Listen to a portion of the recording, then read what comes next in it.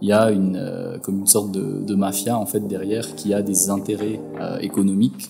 Clairement, ouais, clairement. Linux, c'est profond comme question. Ça a l'air simple, mais oui, on fait des profits, mais vraiment. Donc aujourd'hui, pour moi, c'est le gros problème à Mada, c'est non, parce que encore une fois, pour moi, donc mon message, c'est vraiment.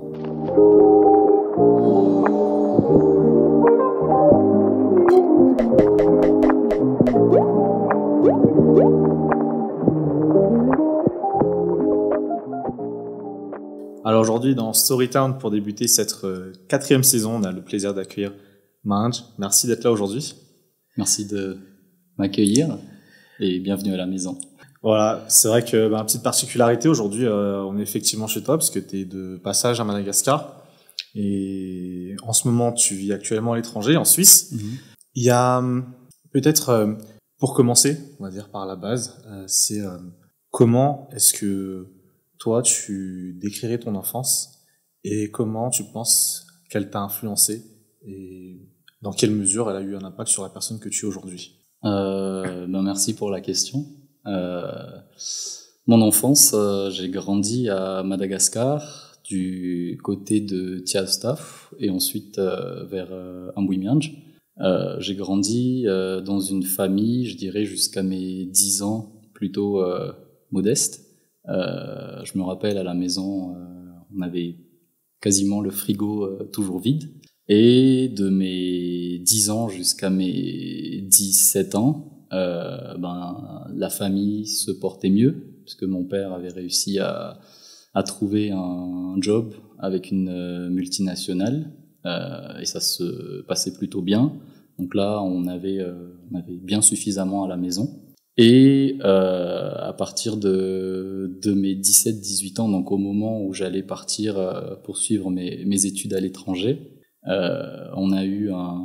y a eu des soucis politiques à Madagascar il y a eu un coup d'État et à partir de là, tout ce qui était business, marché public, etc. S'est effondré et à partir de là, c'était un peu le chaos et je devais partir en Europe à ce moment-là.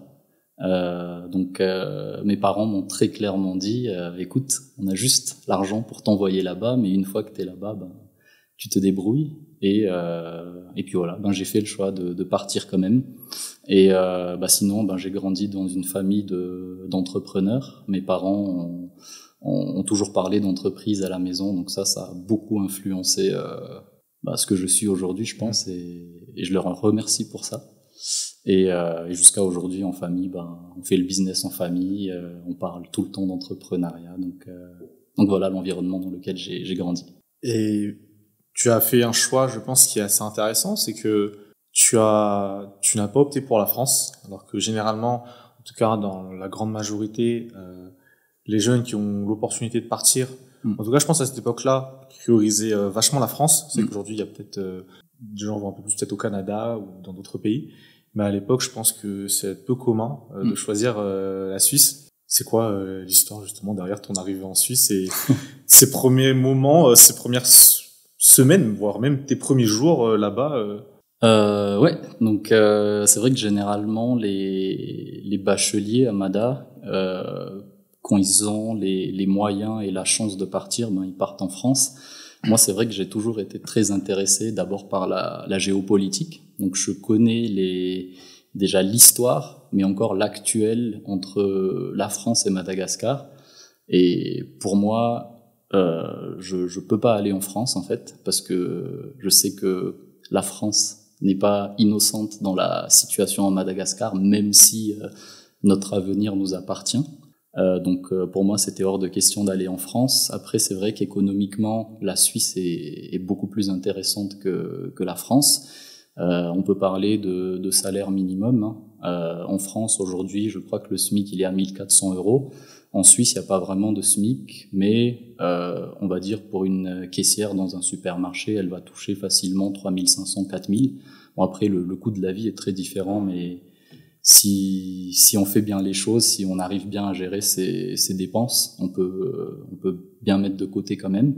Et après, socialement aussi, c'est vrai que je suis pas très aligné avec la France sur par exemple, le principe de la laïcité. Je pense que le parler de foi fait partie de l'humain en fait. Donc moi j'ai un problème de dire que il faut pas parler de ça, il faut pas parler de ça publiquement. Et c'est vrai que pour moi tous les pays, on va dire aujourd'hui que j'admire, on peut parler de la Suisse, de l'Allemagne, on peut parler de Dubaï aussi. Aucun de ces pays n'est laïque parce qu'on se rend compte que l'humain a besoin de foi en fait. Et c'est ce que j'ai beaucoup apprécié en Suisse. Dès qu'on ouvre la Constitution en Suisse, c'est marqué au nom de Dieu Tout-Puissant.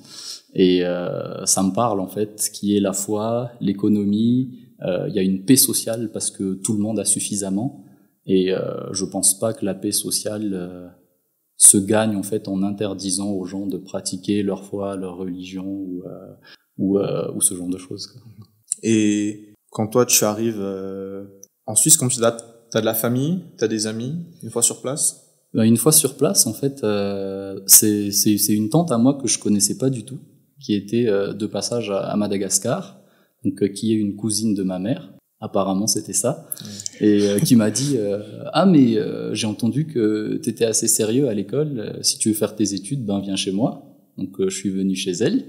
En fait, moi, je me suis retrouvé avec, on était 10 dans la maison, avec des cousins et des cousines que je connaissais un peu, mais pas vraiment. Donc aujourd'hui, ils font vraiment partie de mes proches parce qu'on a habité ensemble, on se connaît très bien, on s'est entraidés, etc. Mais arrivé là-bas, je connaissais presque pas les gens. En fait, j'avais à peine 18 ans à l'époque. Donc c'était un grand saut, en fait. Par rapport à ça, alors, t'as commencé... ton parcours académique, en tout cas, on va dire, où il a connu des hauts et des bas, on va dire. Clairement, clairement. Est-ce que tu peux nous partager justement un petit peu comment ça s'est passé, ce rodéo dans lequel, où justement, au final, on se rend compte que tu avais un objectif en tête et que tu l'as pas lâché jusqu'au bout, quoi. Ouais. Donc moi, je suis arrivé, j'étais parti en fait pour faire HEC Lausanne. Donc j'ai commencé. J'ai loupé ma première année parce que je savais pas qu'il fallait bosser en fait. J'ai jamais vraiment bossé au lycée. Et après j'ai retenté une autre première année, mais cette fois en droit. J'ai encore échoué. Et au bout d'un moment en fait je me suis réveillé parce que j'ai réalisé que mes parents, quand ils m'ont dit qu'on n'a plus de sous, en fait, à part t'envoyer là-bas, que c'était vraiment le cas. Et après, j'ai dû bosser moi-même. Donc, mon premier job en Suisse, j'ai bossé dans les vignes. Après, j'ai bossé dans la vente, mais vraiment tout en bas, pour payer déjà la vie là-bas, et ensuite payer les études. Et à partir du moment où j'ai commencé vraiment à moi payer les choses, je m'étais rendu compte de que je pouvais pas juste perdre cet argent durement gagné, et de deux, je m'étais quand même rendu compte des efforts que mes parents avaient fait pour moi et que je m'étais dit il faut pas en fait que je rate ça. Donc c'était ma dernière chance de retenter une première année et à partir de là j'ai tout réussi parce que j'ai tout donné. Donc j'ai fini mon bachelor en droit. Et après, j'ai repris HEC, que j'avais loupé, en fait, et que du coup, j'ai fini aussi mon master à HEC. Donc, j'ai pris une revanche sur ce que j'avais raté au début. Et puis voilà. Et justement, tu vois, ça, c'est un truc que je trouve qui est hyper intéressant, c'est que l'être humain, une fois qu'il est confronté à un échec, clairement, il y a que deux manières, tu peux dealer avec que de deux manières possibles. Soit tu dis ok, et puis c'est pas fait pour moi, et puis tu laisses tomber. Ou justement, comme toi, tu t'accroches et tu lâches pas en fait tant que tu es pas arrivé. Au-delà peut-être du fait que tu étais conscient des efforts de tes parents, est-ce que toi personnellement, en toi, tu sens que t'avais peut-être quelque chose en plus qui faisait que voilà, t'as réussi justement à faire partie de ceux qui vont au bout des choses? Tu vois, est-ce que par exemple tu penses que pour toi c'est la discipline, tu vois, ou est-ce que tu penses que, mis à part le fait que tes parents avaient fait leur maximum, tu voulais peut-être montrer et prouver, que ce soit à toi ou à ceux avec qui tu avais étudié avant, tu vois, que tu étais un gars capable de le faire, voilà. Ben déjà premièrement c'est la peur de manquer, parce que comme je t'avais dit, de mes 0 à 10 ans, ben la famille elle était vraiment assez modeste quoi, et je voulais plus en fait me retrouver alors je dis pas qu'on n'était pas à la rue, hein, mais il y avait vraiment pas beaucoup à la maison, et donc je voulais plus retrouver cette situation parce que c'était dur, surtout quand tu grandis avec des cousins, des amis qui ont beaucoup plus en fait, et que ben toi on te dit ben non, c'est pas dans nos moyens, donc ça je peux pas l'accepter en fait, et aujourd'hui c'est un de mes moteurs de me dire ah non, aujourd'hui si j'ai envie d'aller à Dubaï parce qu'il y a une affaire ou juste passer des vacances, bah je peux. Donc ça c'est un vrai moteur, cette peur de manquer. Et après c'est aussi parce que ben c'est vraiment mes parents en fait, j'ai beaucoup de respect pour eux, pour ce qu'ils ont fait, et pour moi la réussite c'est vraiment ben quand ils te regardent dans les yeux et qu'ils te disent on est fiers. Moi c'est un objectif de vie, et c'est plus pour ça. Après c'est pour moi-même aussi, c'est pour l'estime de soi, parce que quand t'es là, tu fais pas grand chose, on te demande mais qu'est-ce que tu fais, tu sais pas trop quoi dire, t'as pas de projet, et c'est pour pouvoir se regarder dans la glace et avec les épaules bien droites, tu sais où tu vas, tu sais ce que tu vas faire, et je dirais que c'est ces trois choses. À un moment, tout à l'heure, tu parlais de la foi. Est-ce que pendant cette période-là, tu t'accrochais à ta foi justement, ou est-ce que bon, la foi est peut-être venue, on va dire, un petit peu plus tard dans ton parcours de vie? Non, la foi, c'est vraiment c'est mon pilier de vie en fait. Parce que quand je suis parti de Madagascar, moi j'ai grandi dans une famille protestante, avec mes parents qui ont pas mal de responsabilités à l'église, etc. Et c'est vrai que c'était plus en mode religion, c'était plus c'est une organisation en fait. Je dis pas qu'il n'y a pas la foi, mais je dis que c'est très carré, c'est très organisation, etc. Et quand je suis arrivé en Suisse, j'étais vraiment en galère et tout. Bah là, tu recherches au fond de toi en fait. Et t'es plus dans la religion. Moi aujourd'hui, je suis plus du tout dans la religion. Je suis vraiment dans la foi chrétienne. Et c'est très important en fait de se recentrer sur la foi et pas les manières ou la religion. Et aujourd'hui, pour moi, c'est vraiment une force. Comme je disais tout à l'heure, pour moi aujourd'hui, c'est pas possible de vivre dans un pays laïque. Pour moi, la foi, c'est vraiment au centre de l'humain. Et de pouvoir pratiquer ça en toute liberté, au vu et au su de tous. Et c'est ce qui, pour moi aujourd'hui, c'est une force, parce que pour moi, l'humain, c'est trois choses. C'est l'esprit, le psychologique et le physique. Et s'il y a un de ces éléments qui est pas bien, où t'en prends pas soin, en fait, tu vas tomber dans un déséquilibre à un moment. Et je pense que c'est pour ça qu'il y a énormément de burn-out en Europe, parce qu'ils croient beaucoup en eux seuls. En fait, tu peux pas, parce qu'il y a tellement d'éléments que tu peux pas maîtriser. Et si t'as pas la foi, en fait, pour te couvrir et t'assurer dans tout ce que tu fais, ça sert à rien. Et pour moi, c'est vraiment un pilier en fait, la foi aujourd'hui. C'est pas God first comme on voit souvent dans les bios Instagram, mais c'est vraiment Dieu en fait qui va leader tout ce que tu vas faire. Donc il est pas en premier, mais il est présent dans tout ce que tu vas faire. C'est différent. Quand justement là tu disais que l'humain était constitué de trois piliers, tu avais évoqué aussi le côté psychologique du coup.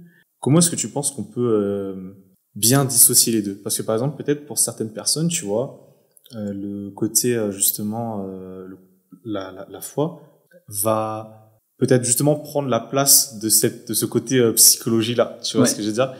Et toi, comment est-ce que tu décrirais du coup peut-être la différence qu'il y a entre les deux justement pour justement rester sur ces trois piliers-là et pas qu'on se retrouve avec deux piliers du coup. J'aime bien la question parce que j'ai un exemple très très précis. Disons que tu travailles sur un gros contrat.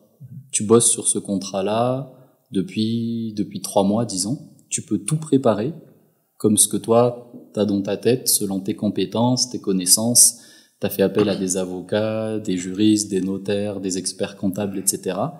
Mais le jour où tu vas aller signer ton contrat, il se peut qu'il y ait, je sais pas, il peut pleuvoir, de la grêle, de la boue, ta voiture démarre pas, il y a plus internet, j'en sais rien, ou le gars avec qui tu devais signer finalement, il a été remplacé par un autre qui peut pas te blairer en fait. Donc comme je disais tout à l'heure, il y a vraiment des choses en fait où toi t'as pas la maîtrise. Donc dans un monde où t'as pas la maîtrise, tu peux pas te fier qu'à tes compétences et tes connaissances et qui tu connais en fait.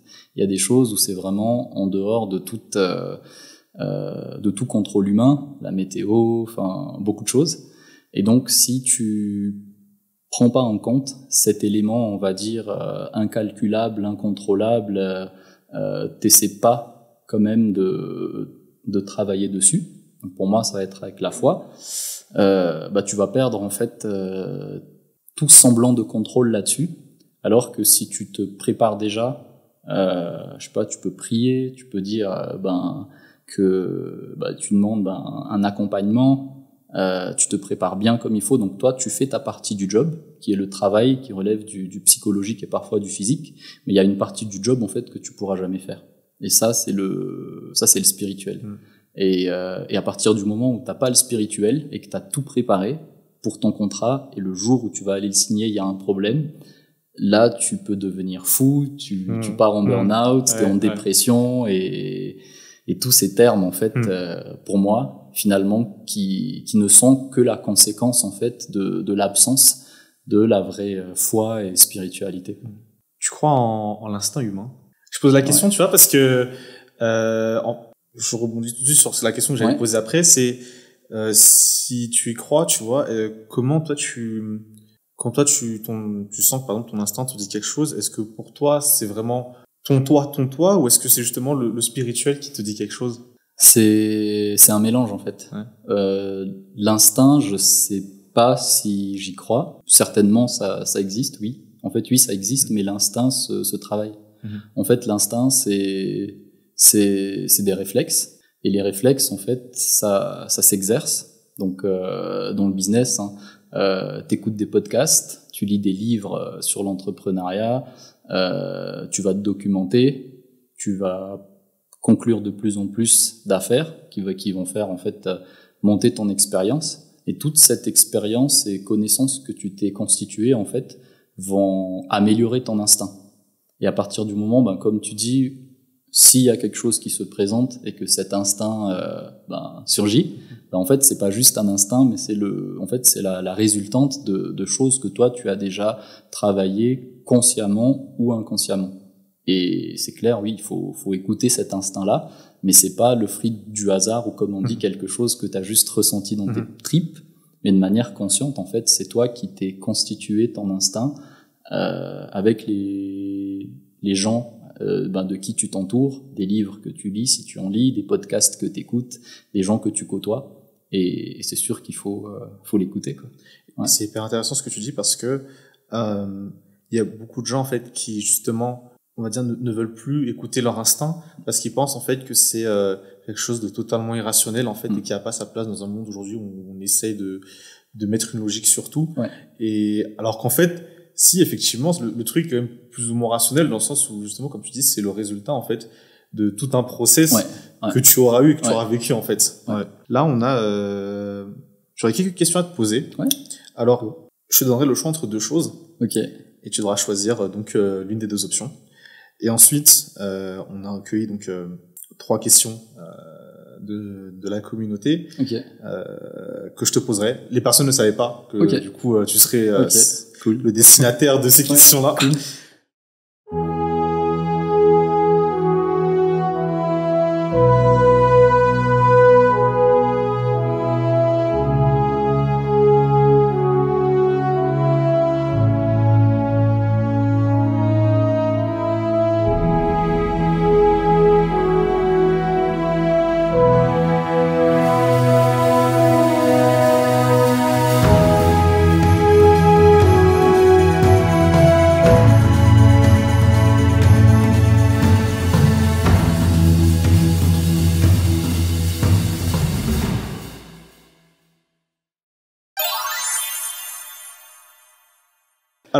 première question. Linux ou Mac?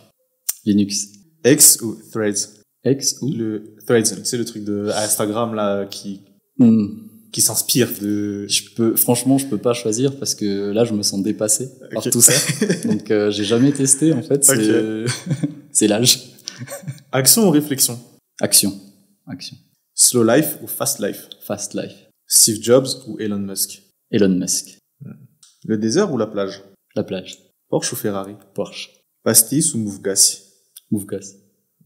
Ok, c'est intéressant. Alors là, c'est la première question du coup qui vient de la communauté. Dans la vie, est-ce que ça va? C'est profond comme question. Ça a l'air simple, mais c'est compliqué. On a eu la chance d'en discuter. Hein. La vie d'entrepreneur, c'est pas une vie de repos, mais c'est une vie qu'on a choisie. Et vu qu'on a eu la chance ou l'opportunité de la choisir, ça va. D'ailleurs, c'est vrai que pour la petite anecdote, en fait, j'avais fait une publication sur LinkedIn où j'étais en voyage de noces avec ma femme et où je disais que j'avais du mal à me déconnecter de la vie d'entrepreneur. Ouais. Et c'est suite à ça en fait que tu m'as envoyé un message sur Instagram du coup et qu'on a commencé à échanger en fait pour me dire, enfin déjà tu m'as encouragé suite à mon post et que tu m'as partagé un petit peu le fait que toi aussi à un moment tu as dit à ta femme que écoute j'ai choisi cette vie d'entrepreneur. Ça va pas être simple tous les jours mais voilà. Ok. Alors deuxième question, les riches sont-ils coupés de la réalité? Ça dépend de ce qu'on entend par riche. Si on parle, pour moi, être riche, c'est savoir qu'on a assez. Donc, c'est de pas toujours vouloir plus, parce que sinon tu seras jamais riche. Tu courras toujours après l'argent. Après, les gens qui ont beaucoup d'argent, là, ça dépend aussi. Je connais des gens qui sont vraiment très fortunés. Ils ont du mal à sortir 25 milliards, par exemple. Donc eux, ils sont pas du tout coupés de la réalité, mais eux, c'est les gens qui ont travaillé pour en arriver là. Et par contre, ceux qui sont riches parce que ils ont fait des détournements de fonds, parce qu'ils ont volé ou juste héritage, eux, ils peuvent avoir en fait des habitudes de vie qui vont en fait faire en sorte qu'ils sont complètement décalés de la réalité parce qu'ils savent pas c'est quoi aller chercher ton pain quotidien. Donc oui, ce genre de riches, ils peuvent être déconnectés de la réalité. Ouais. C'était pas dans les questions, mais du coup, en se basant sur ta définition, tu te considères riche aujourd'hui? Oui, aujourd'hui j'ai ce qu'il faut, j'ai un toit, j'ai un travail, je mange à ma faim, je profite avec ma famille. J'ai pas aujourd'hui je veux dire j'ai plus d'ambition en fait forcément matérielle, j'ai des ambitions idéologiques, des ambitions sociales, ça me tient vraiment à cœur. Et des ambitions d'aider les entrepreneurs aussi. Et puis voilà. Dernière question, ton leitmotiv au quotidien? C'est de plus devoir regarder justement le côté matériel pour faire vraiment ce qui m'intéresse, à savoir le côté, comme je disais, social, idéologique, peut-être politique. Donc c'est ça. Ouais. Qu'est-ce que tu aimerais faire dans le social? Dans le social, en fait, aujourd'hui, on aide à créer des écoles pour le moment. On va créer notre propre école aussi, avec des concepts avec lesquels on vit au quotidien en Europe et où on se dit que c'est hyper intéressant, enfin, savoir réapprendre un peu aux enfants c'est quoi l'agriculture, comment faire pousser des salades, comment les laver correctement, qu'est-ce qu'on peut faire avec l'énergie verte, surtout à Madagascar où il y a quasiment tout le temps du soleil, c'est quoi le recyclage, etc. Parce que on a remarqué que les enfants étaient très forts pour switcher de vidéo en vidéo, mais que personne savait plus planter ou repasser ou des choses basiques de la vie. Et dans le social, en fait, c'est de continuer aussi à créer de l'emploi. Comme je t'avais dit, nos entreprises à Madagascar, oui, on fait des profits, mais vraiment légers par rapport à la force de travail qu'on y met, mais c'est parce qu'on se dit que en créant de l'emploi, derrière cette personne en fait que tu embauches, il y a peut-être 5-6 personnes derrière qui vivent avec ce salaire, et ça c'est vraiment une grosse satisfaction, parce que ces gens-là ne peuvent compter finalement que sur ça.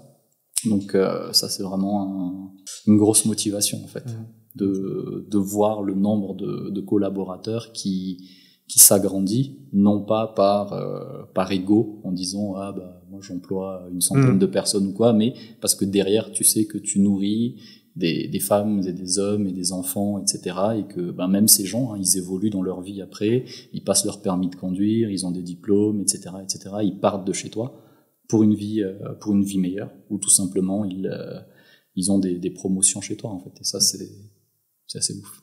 Alors moi il y a un truc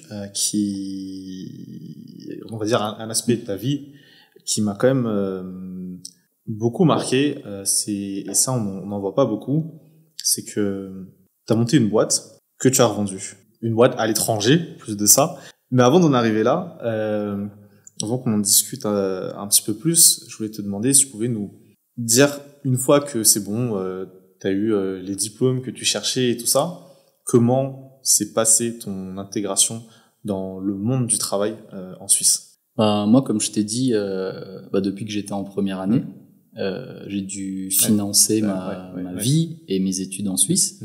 Donc j'ai commencé vraiment au plus bas, j'ai bossé dans les vignes, j'étais vendeur dans un magasin de seconde main, je nettoyais les toilettes. Après je suis passé dans un call center, donc vraiment les métiers, on va dire, les plus durs et que je respecte. Et après, une fois que j'ai eu mon bachelor, donc en droit, j'ai commencé à postuler dans une boîte qui fait de la gestion de patrimoine en fait, pour gérer un peu le côté administratif et comptable de la boîte. Donc c'est là que j'ai mis les pieds dans des bureaux. Et en parallèle de ça, en fait, vu que je m'y connais pas mal en voiture, j'avais moi-même mon propre business de voiture où j'achetais des voitures parce que je connaissais vraiment le prix du marché, quoi. Et je les retapais un peu et je les revendais derrière 1 fois et demie, 2 fois, voire 3 fois plus cher. Et ça tu retapais tout seul? Non, justement, je t'ai dit, j'ai grandi dans une maison où on était avec des cousins que je connaissais un peu. Sympa, on a vraiment fait connaissance. C'est des gars qui s'y connaissent très bien en mécanique et même on faisait de la carrosserie, tu vois. Stylé, on regardait des tutos sur YouTube. Puis du coup, on retapait les voitures et qu'on revendait 1 semaine plus tard x2 parce qu'elles étaient en super état. Donc il y avait pas du tout d'arnaque. Les gens, ils achetaient des voitures en bon état. Et à partir de là, je commençais à avoir des petits fonds, donc on commençait à monter dans les voitures de sport, etc. Donc moi j'adore les voitures. Et puis après, à la fin de mes études, j'ai intégré une start-up en Suisse où on était 4 quand j'ai commencé, donc j'étais le numéro 2 de cette start-up là dans le domaine RH. Et à partir de là, avec le fondateur, on a monté la boîte les deux jusqu'à une 50aine de collaborateurs. Et là, j'ai vraiment vu que j'adorais en fait aider à quasiment créer une boîte, à faire monter la boîte, à recruter, à gérer des équipes, les défis technologiques, informatiques, etc. Et après, au bout d'un moment, je voulais moi créer ma boîte en fait. Dans le domaine de la cybersécurité. En gros, c'est de la cybersécurité et de la protection des données. Et à partir de là, parce que dans la startup où j'étais responsable de ce domaine-là, vu qu'on était dans les RH, donc forcément il y avait beaucoup de données personnelles de gens à protéger. Donc j'ai monté en fait une boîte qui faisait que ça, et je m'étais dit mais en fait ce que je sais faire, je vais le proposer à diverses sociétés. Et à partir de là, j'ai créé ma boîte seule, la boîte dans laquelle je bossais avant, dans laquelle j'étais directeur et actionnaire. Elle s'était proposée de m'aider aussi à créer cette boîte. Donc ils ont pris une part très minoritaire dans ma boîte. Et puis ils m'ont aidé pour les questions de réseau, pour dire qu'on est en partenariat, etc. Et puis voilà, donc j'ai créé ma boîte comme ça. Ils étaient l'un de mes premiers clients, qui sont toujours clients chez moi aujourd'hui d'ailleurs. Et à partir de là, ça s'est développé parce que la cybersécurité est très demandée aujourd'hui. Donc je peux dire qu'on est arrivé au bon moment dans un marché qui a ce besoin en fait. Alors c'est que c'est en fait le principe de time to market qui en fait consiste à arriver, comme tu disais, au bon moment en fait sur un marché. Si tu arrives trop tôt, bah forcément, soit il te faut de la trésor pour tenir jusqu'à ce que le moment soit opportun, bah, soit tu meurs avant, ou soit bah, t'es en retard sur le marché. Ouais. Donc ouais, c'est un concept, je pense, qui est hyper clé en fait pour toute personne qui compte lancer un business. Je pense que c'est d'accord là-dessus.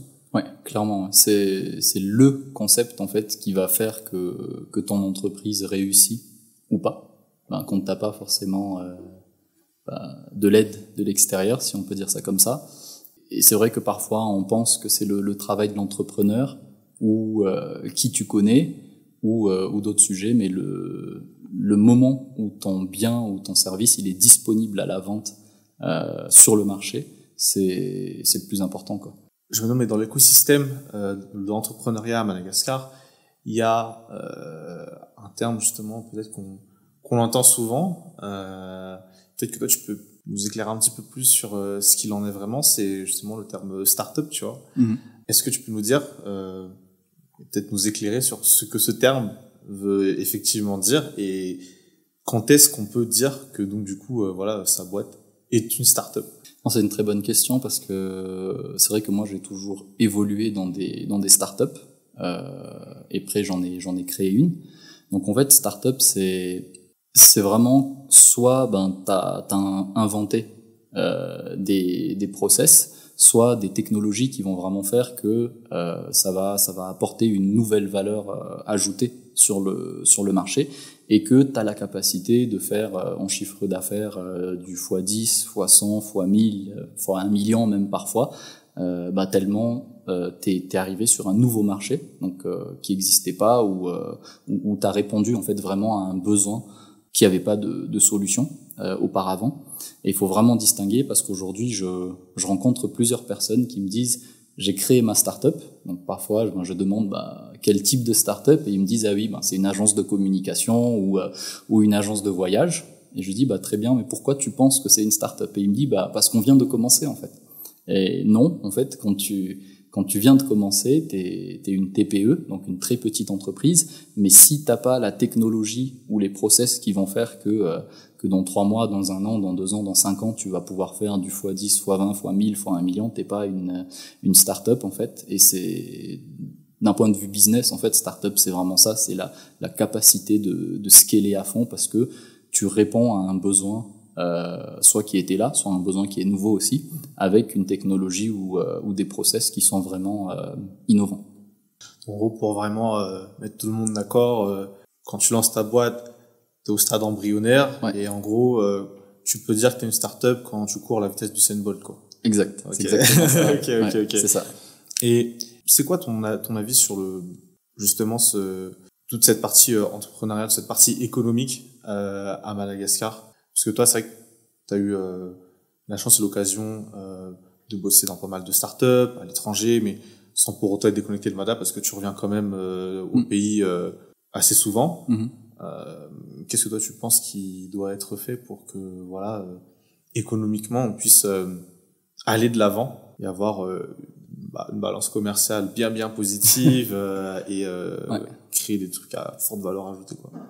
C'est vrai que moi j'ai jamais été déconnecté de Mada parce que dès que j'avais les moyens en fait d'investir à Mada, moi j'investis beaucoup à Mada avec mes entreprises et ma famille.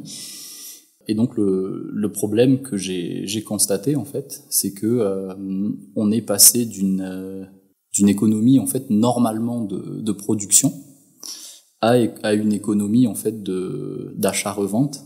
Donc aujourd'hui tout le monde à Mada, quand je dis tout le monde, c'est peut-être 95% des gens, ce qu'ils font, c'est qu'ils achètent des voitures à l'étranger, ils les revendent, ils achètent toutes les choses qu'on peut voir à Beorirk et qu'ils revendent.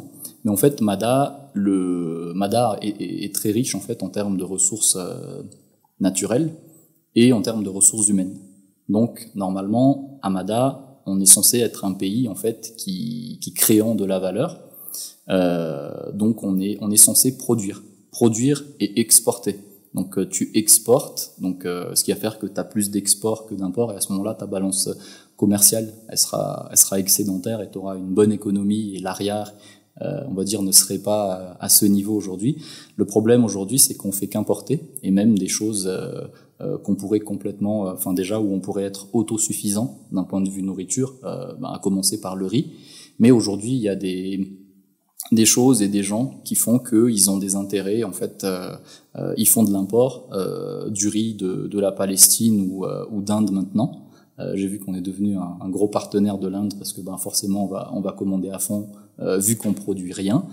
Et ce qui va se passer en fait, c'est que si aujourd'hui une entreprise malgache ou française ou peu importe essaie de produire du riz à Mada pour déjà nourrir la population locale et après exporter, ces gens-là ils vont avoir des gros problèmes parce que il y a comme une sorte de mafia en fait derrière qui a des intérêts économiques à ce que ta création en fait de valeur et donc de riz pour cet exemple ne puisse pas se faire parce que eux ils vont plus pouvoir faire leur import et leur marge en fait.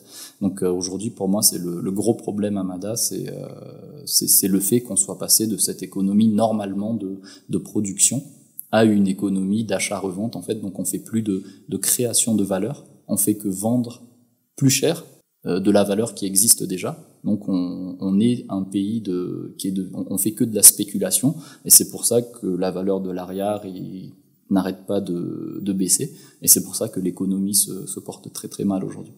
Imaginons que tu vois on revienne dans le principe d'être une économie où voilà on transforme, on apporte la valeur ajoutée, où voilà par exemple on prend une pomme et on va presser la pomme et du coup on a du jus qu'on peut revendre fois 5 ou 10 par exemple. Dans le cas où on est le propriétaire d'un business qui fait ça, tu vois, t'as juste, entre guillemets, des grosses guillemets, juste à acheter plus de pommes pour pouvoir créer plus de jus, tu vois. Et du coup, forcément, ton chiffre va augmenter en conséquence. Par exemple, toi comme moi, on est dans le service, tu vois, dans les offres qu'on propose, il y a aussi une partie conseil. Comment est-ce que tu fais quand tu es dans ce genre de business-là pour essayer de chercher cette croissance, tu vois, qui fait que tu passes de TPE ou PME à start-up? Ouais, c'est plutôt de passer, je dirais, de start-up à une scale-up et après à une grosse boîte. Ah, okay. En fait, dans le service, nous, on est une société de services dans la cybersécurité, donc on propose en fait des services de ce qu'on appelle de hackers éthiques. Et il y a aussi des juristes bien sûr qui vont aller chez nos clients, donc des entreprises, pour leur proposer nos services. Et c'est vrai que là le problème c'est que quand tu vends entre guillemets de l'humain ou du temps humain, c'est que tout le monde n'a que 24 heures dans une journée en fait. Donc au bout d'un moment, quand tu as assez de clients, tu sais plus comment augmenter ton chiffre d'affaires parce que t'as plus assez de personnes qui sont compétentes pour faire ce que tu veux qu'il soit fait sur le terrain. Et donc mon expérience à moi, en tout cas aujourd'hui, ce qu'on a fait, c'est que au lieu à chaque fois d'écouter ce que le client il veut, parfois le client en fait il sait pas ce qu'il veut, mais il croit savoir ce qu'il veut. En fait, il faut essayer de savoir qu'est-ce qu'il peut bien vouloir. À partir de ça, tu crées une offre ou des offres standards. Donc tu as un catalogue de services où tu dis écoutez, moi je fais ces 3 choses-là. J'ai 3 offres, on va dire, par exemple, j'ai une offre basique, j'ai une offre standard, et après j'ai une offre premium. Dans ces offres-là, il y a tout qui est très cadré. Il faut dire qu'est-ce que tu fais, et surtout qu'est-ce que tu ne fais pas. Donc les exclusions. Donc à partir du moment où le gars il va vouloir faire ce qui n'est pas compris, donc dans les exclusions, il va devoir payer très cher. Donc en faisant ça, tu vas en fait le dissuader de prendre ce service, on va dire, extra, qui n'est pas dans ton offre standard. Donc, à partir du moment où tu proposes que du standard, tu peux faire des process qui sont très carrés, où tu peux, à la virgule près, dire à tes équipes comment tu veux que ça soit fait. Donc, ça passe par beaucoup de formation de tes équipes. Mais une fois que tes équipes sont formées, ils peuvent le déployer, en fait, chez tes clients, selon le process que toi, tu as conçu, et de manière illimitée. La seule chose qui te reste à faire, et c'est la chose la plus difficile, c'est de recruter, de retenir les talents. Et ça, je pense que c'est le défi de tout entrepreneur aujourd'hui. Et pour moi, en tout cas, c'est la seule manière de pouvoir vraiment scaler ton business. Et scaler, hein, juste pour le terme, ça veut dire de bénéficier en fait d'économies d'échelle. Pour ça qu'on parle de scale, et de pouvoir multiplier ça à foison, même dans le service, de pouvoir faire du x10, x100, x1000. Et puis voilà. Ça, je pense que c'est une question que beaucoup d'entrepreneurs se posent quand ils commencent, tu vois. C'est la question du combien je facture. Parce que bon, alors oui, en tant qu'entreprise, forcément, toi, tu as tes coûts et tes charges. Donc bien sûr, idéalement, faut que dans tes calculs, tu puisses t'y retrouver au moins par rapport à ça. Mais est-ce que toi, tu es plus dans une approche, par exemple, où quand tu as commencé à pricer, tu t'es dit, OK, voilà, j'ai besoin, par exemple, de faire rentrer tant pour qu'on tienne à flot, mais je fais x5, par exemple, tu vois, ou comme tu aurais pu faire x10, ou est-ce que voilà, tu as eu une autre approche, en fait, qui t'a permis de définir le prix, sachant que bon, peut-être que ton prix a peut-être évolué au fur du temps, peut-être à un moment, faut tester, se confronter au marché, et puis tu vois, bien sûr, quoi. Moi, pour être tout à fait honnête, ce que j'ai fait, c'est de regarder les prix des concurrents. Okay. Et je me suis mis à 20% en dessous, okay. Parce que on n'avait pas l'expérience, on n'avait pas le portefeuille de clients qui justifiait qu'on avait les mêmes prix que les concurrents. Et en plus, avec ces 20% en dessous, étant donné qu'on est dans un marché très porteur, en fait, on s'en sortait quand même bien. On pouvait même investir. Et au fur et à mesure où on a commencé à avoir des clients, des gros clients, ils se demandaient quand même, mais comment vous faites pour être à 20% moins cher que les autres, alors que vous suivez vraiment de très près ce que vous faites, etc. Et en fait, les clients, ils ont commencé aussi à se poser des questions, même pas des clients en fait, mais des prospects, à se demander, mais attends, mais s'ils sont beaucoup moins chers que les autres, c'est peut-être que le service est plus nul aussi. Et c'est à partir de là, en fait, on s'est dit, vu qu'on est en train de monter, il faut peut-être aussi qu'on aligne nos prix par rapport à ça. Et maintenant, aujourd'hui, on est, je dirais pas qu'on est cher par rapport à la concurrence, mais on est dans une fourchette haute parce qu'on a réussi en fait à se constituer une image où on est une entreprise qui avance très vite, qui sommes très proches de nos clients, et que les clients en fait ils vont pas signer avec nous parce qu'ils vont payer moins cher, mais parce que ils vont être contents de recevoir nos services, notre expertise, etc. Donc on est arrivé en fait à un stade où aujourd'hui les clients ils regardent pas, c'est pas le prix qui va faire que les clients viennent à nous aujourd'hui. Au début c'était le cas, mais maintenant ils viennent chez nous parce que on a d'autres gros clients. On travaille maintenant autant pour le secteur privé que public. Notre plus petit client, ils ont 5 collaborateurs, donc c'est vraiment des très petites entreprises, jusqu'à des milliers de collaborateurs. Donc ils viennent aussi travailler avec nous parce qu'ils ont entendu qu'une grande ville ou qu'une grosse société bosse avec nous. Donc c'est plus pour des questions de prix aujourd'hui qu'ils viennent bosser avec nous. Donc il faut le sentir en fait. Il faut être au contact du marché. Il faut être, quand un de mes collègues va chez un client ou des clients, je demande toujours.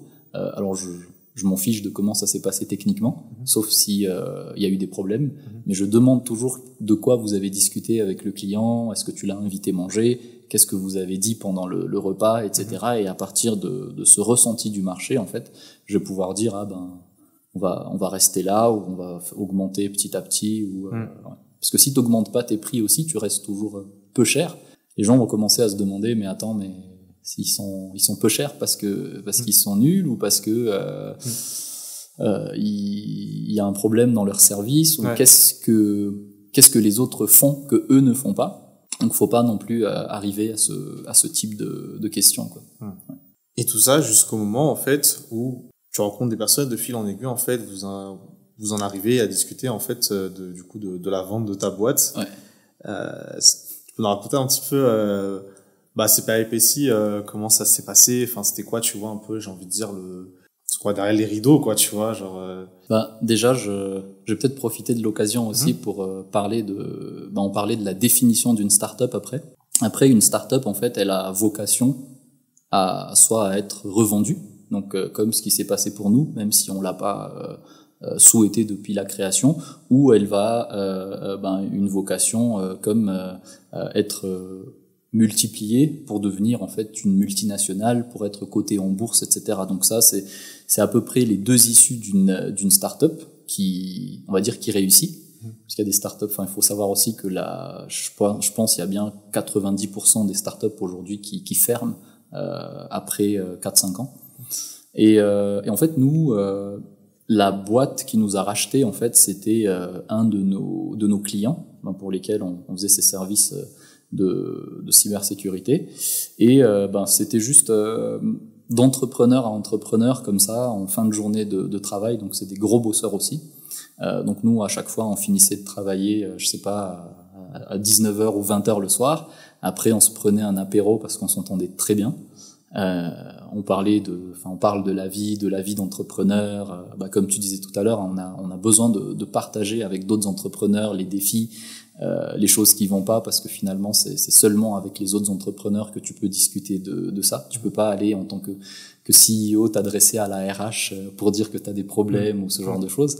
Et de fil en aiguille, en fait, on s'est rendu compte qu'on était très complémentaires, parce que eux, c'est une boîte dans l'informatique, donc informatique traditionnelle, achat, revente de matériel, service informatique, mise en service de tout un parc, maintenance, ils ont des data centers, etc.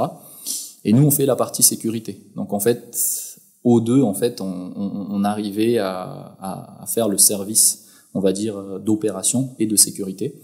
Et à partir de là, on s'est rendu compte que le marché de la sécurité est très intéressant, qu'on s'entendait très bien. C'est peut-être le point le plus important. C'est jamais simple d'aller intégrer une autre société. Et on a discuté. C'est comme la vente de toute chose. Ils te demandent, ça coûte combien? Et tu dois dire un prix. Et il dit, ça me va, ou c'est trop cher, ou pas assez cher. Et puis, quelles conditions? Donc, à partir de là, t'as plusieurs conditions. Est-ce que c'est un achat? Comme si je te vendais mon téléphone et puis tu me donnes l'argent et puis c'est fini.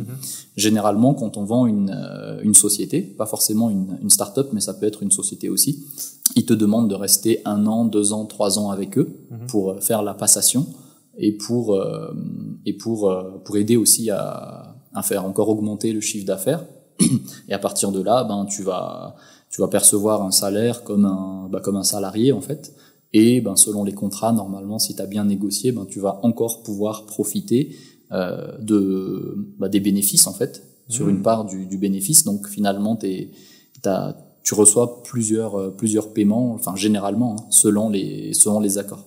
Et ça, moi je profite aussi encore de l'émission pour partager vraiment l'éducation financière, parce que quand j'ai vendu la start-up, il y a des gens qui ont dit mais je pensais que ça marchait bien, est-ce que tu es en difficulté financière, etc.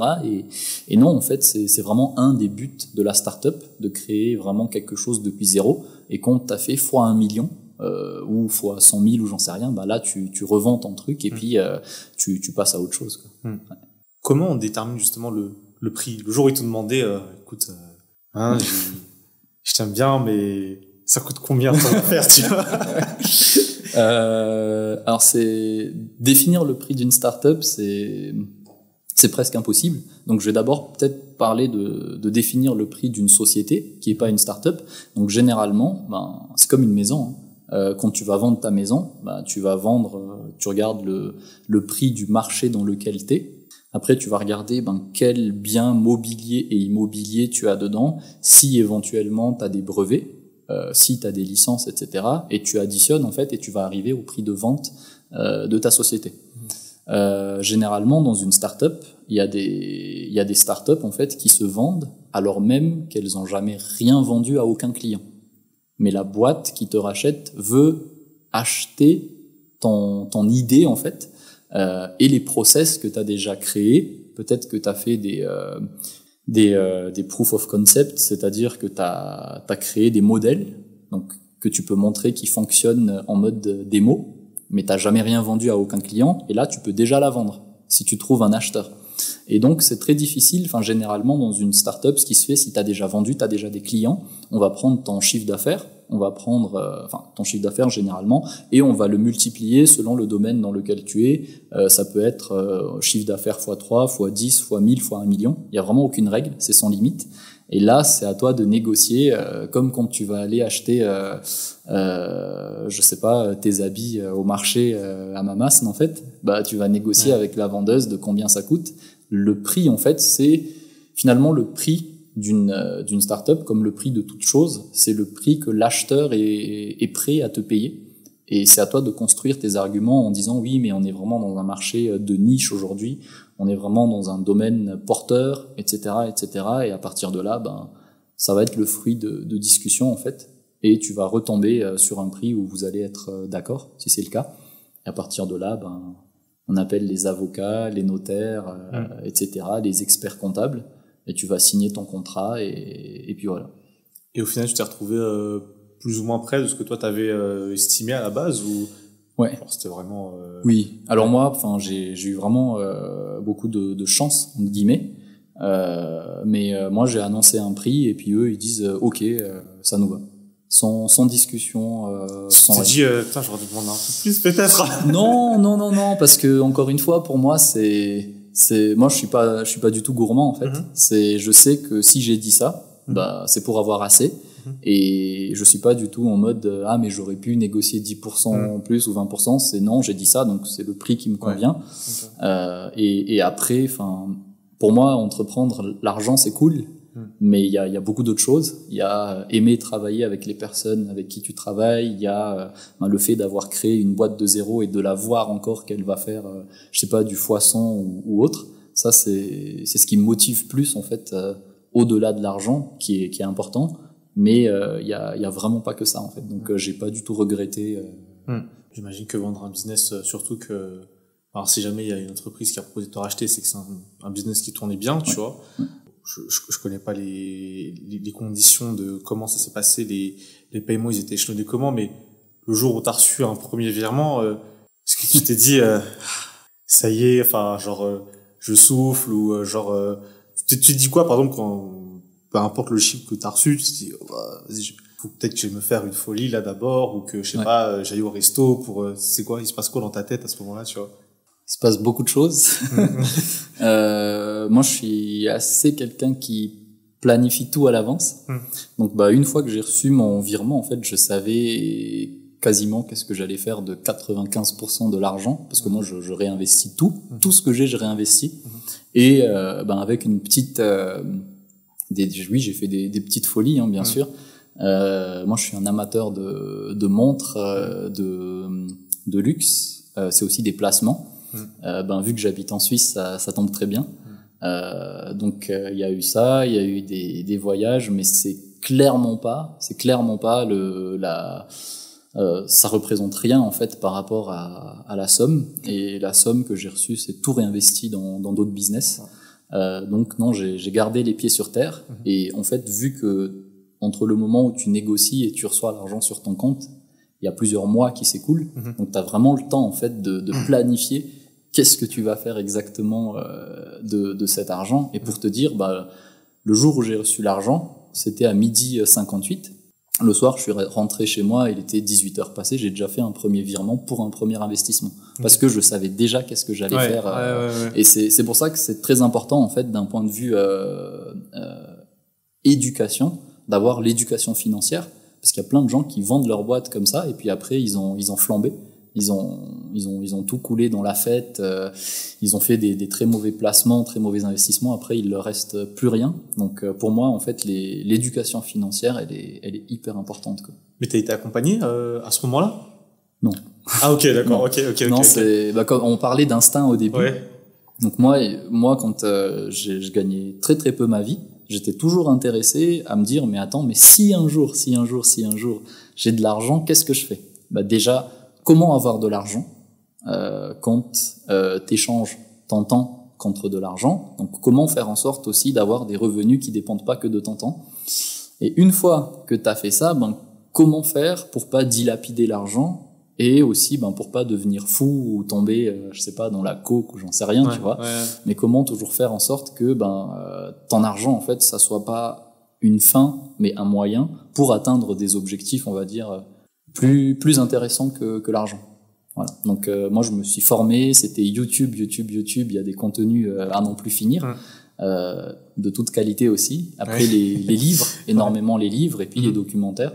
Donc ça c'est un sujet qui me passionne vraiment, et parce que avec l'argent on peut faire beaucoup de choses et pas l'inverse. Faut pas que l'argent devienne le but en fait, faut que ça soit uniquement un moyen pour répondre à des besoins et des objectifs plus intéressants. On est sur la fin de notre discussion, mais moi il y a une question que j'aimerais te poser, c'est est-ce que aujourd'hui, vu tout ce qu'on vient de se raconter, tu penses de un avoir réussi, mais de deux, est-ce que ces peurs que tu avais au tout départ qui reviennent donc à quand tu étais enfant, elles ne se comment dire, est-ce que leur intensité, tu vois, je veux dire, ne diminue pas avec le temps et avec forcément donc tout ce que tu as vécu depuis, tu vois, sachant que bon aujourd'hui, voilà, tu n'es peut-être plus dans cette situation qui était peut-être éventuellement un petit peu délicate quand tu étais enfant. Alors la première question, est-ce que j'ai réussi? Moi aujourd'hui, d'un point de vue entrepreneurial en tout cas, j'ai atteint ce que je m'étais fixé. Donc d'un point de vue entrepreneurial, j'ai encore des objectifs, mais on va dire c'est des objectifs bonus. Donc aujourd'hui, je suis content de mon parcours entrepreneurial et j'ai réussi selon mes critères. Comme je t'ai dit, j'ai beaucoup d'autres objectifs et ambitions d'un point de vue social, politique, etc. Où j'ai encore fait très peu de choses. Donc à ce niveau, non, j'ai pas réussi. Après, par rapport à la peur de manquer, non, je suis plus du tout dans cet état d'esprit-là, et je remercie le ciel pour ça. Mais par contre, vu que je suis parti, on va dire, de zéro, voire même de moins 100, je vais pas du tout, en fait, aujourd'hui, dépenser n'importe comment. Donc aujourd'hui, je dépense presque rien, je fais qu'investir. Donc je sais que j'ai pas gagné mon argent par l'héritage ou parce que j'ai vendu des terrains qui m'ont été donnés ou ce genre de choses, tu vois. Donc je vais vraiment pour chaque centime en fait, je vais vraiment essayer d'optimiser ça, non pas par peur de manquer, mais par respect pour le travail qui a été accompli, et puis aussi par respect pour les autres, parce que quand tu regardes, tu sors de chez toi, surtout à Madagascar, tu vois comment les gens mangent pas, comment ils sont dans la difficulté. Tout le monde, quasiment s'appauvrit, à part ceux qui peuvent piller. C'est difficile aujourd'hui de pas respecter en fait, on va dire ce que tu vas faire de ton argent. Donc voilà. Alors, si on a une audience qui la majorité de notre audience se situe entre 18 et 35 ans. Est-ce que il y a peut-être un dernier message que je voudrais leur faire passer, tu vois, pour conclure notre épisode? Oui. Donc, premier message, c'est les 18 à 35 ans aujourd'hui, on parle beaucoup d'amis, d'entourage. Avec les réseaux sociaux, on parle de followers, d'amis et je sais plus quoi. Tu parlais des canaux aujourd'hui, Threads, etc. Aujourd'hui, c'est une chance, mais c'est un gros piège aussi. Donc pour moi, vraiment mon conseil, c'est entourez-vous de gens en fait qui ont réussi des choses que vous avez envie de réussir. Donc vous trouverez peut-être pas des gens qui ont tout réussi dans tous les domaines où vous voulez réussir, mais je sais pas si vous avez la possibilité de côtoyer des gens, je sais pas, qui ont réussi dans l'entrepreneuriat. Entourez-vous d'entrepreneurs qui ont réussi dans ce domaine-là. Et là, je fais quand même la distinction parce que sur Instagram, aujourd'hui, on voit beaucoup de pages entre guillemets, de société, mais en fait, c'est plus des hobbies, en fait. Donc, c'est plus du divertissement. Donc, je vois beaucoup de pages qui disent on est une société, etc. Mais en fait, j'apprends derrière que c'est pas vraiment des sociétés parce que voilà, quand il y a des émissions, ils louent des locaux, en fait, qui leur appartiennent pas pour faire croire que c'est leur société, etc. Donc il faut vraiment faire attention aujourd'hui. Quand vous voyez des entrepreneurs, déjà, est-ce que c'est des vrais entrepreneurs? Donc est-ce que c'est des gens qui vivent de ça? Est-ce que c'est des gens qui font vivre d'autres personnes de ça? Et à partir du moment où vous arrivez à avoir des relations avec ce genre de personnes, restez bien avec eux. Et si c'est pas le cas, écoutez des podcasts, lisez des livres, regardez des documentaires, rentrez petit à petit dans des groupes d'intérêt avec des entrepreneurs et à partir de là, vous allez pouvoir vous constituer votre réseau.